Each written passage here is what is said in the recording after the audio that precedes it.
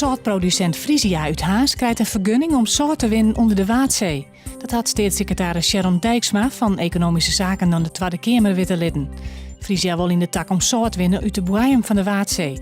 Natuurorganisaties verzetten haar dit zin. Koninklijke Tegelaar Makkum mag de tegels leveren voor de vlier, de morren en het dak van de binnenplaats in het café van het Victoria and Albert Museum in Londen.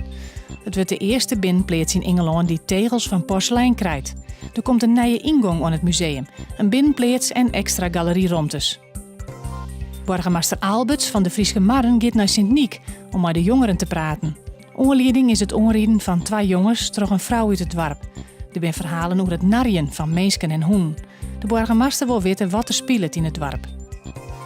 De commissaris van de Koning van Drenthe, Jacques Tegelaar, waarschuwt dat er net volle Rijksjild naar het noorden gaan zal. Hij denkt dat er op Prinsjesdag vooral nieuwe plan voor de Rijnstad en Brabant naar voren komen, als economische motor van Nederland. De noordelijke provincies komen in het verhaal net voor, denkt Tegelaar. Vannacht heel bewolkt, net volle wind, het wordt 12 graden. Morgen een soort zinnen, het wordt warmer dan joert, mogelijk 24 graden.